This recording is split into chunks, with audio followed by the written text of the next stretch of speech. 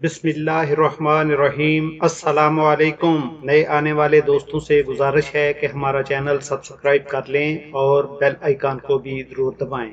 آج آپ کی خدمت میں حدیث نمبر 1 صحیح بخاری کتاب الوحی راوی حمیدی نے یہ حدیث بیان کی۔ انہوں نے کہا کہ ہم کو سفیان نے یہ حدیث بیان کی۔ وہ کہتے ہیں کہ ہم کو یحییٰ بن سعید انصاری نے یہ حدیث بیان کی۔ انہوں نے کہا کہ مجھے یہ حدیث محمد بن ابراہیم تمیمی سے حاصل ہوئی۔ انہوں نے اس حدیث کو علقمہ بن وقاص لیثی سے سنا۔ ان کا بیان ہے کہ میں نے مسجد نبوی میں ممبر رسول صلی اللہ علیہ وآلہ وسلم پر عمر بن خطاب رضی اللہ تعالی عنہ کی زبان سے سنا۔ وہ فرما رہے تھے، میں نے جناب رسول اللہ صلی اللہ علیہ وآلہ وسلم سے سنا کہ تمام اعمال کا دار و مدار نیت پر ہے، اور ہر عمل کا نتیجہ ہر انسان کو اس کی نیت کے مطابق ہی ملے گا۔ بس جس کی ہجرت ترک وطن یعنی دولت دنیا حاصل کرنے کے لیے ہے یا کسی عورت سے شادی کی غرض سے ہو، بس اس کی ہجرت ان ہی چیزوں کے لیے ہوگی جن کے حاصل کرنے کی نیت سے اس نے ہجرت کی ہے۔ واللہ بالصواب۔ وعلیکم السلام ورحمۃ اللہ وبرکاتہ۔ ہم سے جڑے رہنے کے لیے ہمارا چینل سبسکرائب کر لیں اور روز کی ایک حدیث سنیں اور ڈھیروں ثواب کمائیں۔